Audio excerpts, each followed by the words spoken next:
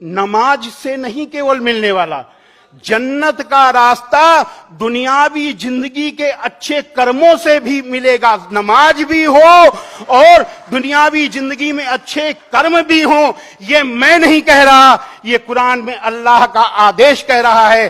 कुरान के सूरा 2 आयत नंबर 112 में है, जिस किसी ने अपने आप को अल्लाह के सुपुर्द कर दिया और उसका काम भी अच्छा से अच्छा हो तो उसका बदला उसके परवरदिगार के पास है। ऐसे लोगों को अंतिम दिन यानी क़यामत के दिन न तो किसी तरीके का डर होगा और न किसी तरीके का दुख होगा। हजरत मोहम्मद सल्लल्लाहु अलैहि वसल्लम से एक सज्जन ने पूछा कि ऐ अल्लाह के रसूल, इस्लाम में कौन बात सबसे अच्छी है? अब सुनिए कि अल्लाह के रसूल ने क्या कहा। भूखे को खाना देना और जान पहचान और गैर जान पहचान दोनों को सलाम करना, यह इस्लाम की सबसे अच्छी बात है। अब इससे बड़ी भलाई, इससे बड़ी अच्छाई और क्या हो सकती है? अब यहां पर कुछ लोगों के दिमाग में यह चल रहा होगा कि इस्लाम में इतनी अच्छाई है तो स्वामी जी जिहाद क्या है? जिहाद के बारे में हम ज्यादा नहीं बताएंगे क्योंकि समय कम है। हम केवल उसकी परिभाषा बताएंगे जिससे कि कुछ लोग समझ लें, जिनके दिमाग में चीज चल रही हो। इस जिहाद की परिभाषा है कि असत्य, अन्याय, अत्याचार का विरोध करने के लिए और अपनी जीवन की रक्षा के लिए किया गया हर तरह का प्रयास जिसका अंतिम विकल्प युद्ध है, जिहाद है। यानी असत्य, अन्याय, अत्याचार और अपने जीवन की रक्षा के लिए जब सारे प्रयास समाप्त हो जाएं, बातचीत के सारे रास्ते बंद हो जाएं, तो जो अंतिम विकल्प जो युद्ध होता है वो जिहाद का युद्ध है। ये है जिहाद। और इसी से आप समझ लीजिए कि इस्लाम लड़ाई का मजहब नहीं है, इस्लाम बदला लेने का मजहब नहीं है, इस्लाम दिल जीतने का मजहब है। इस्लाम में भलाई का इस्लाम में बुराई का बदला बुराई नहीं, इस्लाम में बुराई का बदला भलाई है। हमें यहां कुरान की मजीद की एक आयत याद आ रही है।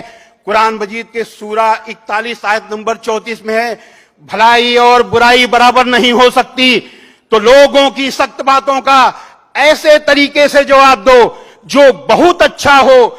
ऐसा करने से तुम देखोगे कि जिसमें और तुम में पहले दुश्मनी थी अब वो तुम्हारा गहरा दोस्त है। हजरत मोहम्मद सल्लल्लाहु अलैहि वसल्लम पर कुरान उतरने के बाद आपके कर्मों में उतर गई, उतरने के बाद आपके दिल में उतर गई और दिल में उतरने के बाद आपके कर्मों में उतर गई। आपके एक एक काम अल्लाह के हुक्म के अनुसार हुआ करते थे। आपका एक एक कदम अल्लाह के हुक्म के हिसाब से बढ़ता था।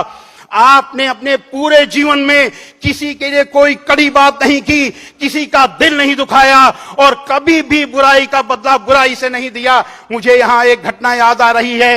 एक बुढ़िया माई, आप जिस रास्ते से जाते थे वो बुढ़िया माई, वो गैर मुस्लिम थी, वहां पर रहती थी, वो इतना चिढ़ती थी कि आपके ऊपर कूड़ा फेंकती थी। एक बार लगातार 3 दिन कूड़ा नहीं फेंका।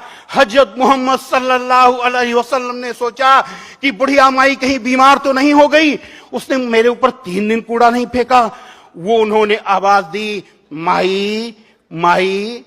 बुढ़िया माई ने पूछा, कौन? आपने कहा, मैं मोहम्मद। इतना सुनना था कि बुढ़िया माई बहुत जोर से नाराज हुई, बोली, ए मोहम्मद यहां कैसे आए? आपने कहा, माई आपने 3 दिन से मेरे ऊपर कूड़ा नहीं फेंका, मैंने सोचा कहीं आप बीमार तो नहीं हो गई, मैं आपको देखने चला आया। इतना सुनना था कि बुढ़िया माई फूट फूट कर रोने लगी, ए मोहम्मद आप कितने अच्छे हो, मैं कितनी बुरी हूं, मैं आपके ऊपर रोज कूड़ा फेंकती थी और आप मेरा हाल लेने आए हो। और अंतिम समय बुढ़िया माई आपकी अनुयायी बन गई। हजरत मोहम्मद सल्लल्लाहु अलैहि वसल्लम ने बुढ़िया माई की बुराई की वजह से बुढ़िया माई से लड़ाई नहीं की, बुढ़िया माई से बदला नहीं लिया, बल्कि अपने अच्छे आचरण, अच्छे अमल से बुढ़िया माई का दिल जीत लिया। हजरत भलाई और बुराई बराबर नहीं हो सकती, तो लोगों की सख्त बातों का ऐसे तरीके से जवाब दो जो बहुत अच्छा हो। ऐसा करने से तुम देखोगे कि जिसमें और तुम में पहले दुश्मनी थी, अब वो तुम्हारा गहरा दोस्त है। हजरत मोहम्मद सल्लल्लाहु अलैहि वसल्लम दुनिया के सबसे अच्छे इंसान थे। ऐसा ही इंसान न कभी पैदा हुआ है और न कभी पैदा होगा, न भूतो न भविष्यति। ये है इस्लाम।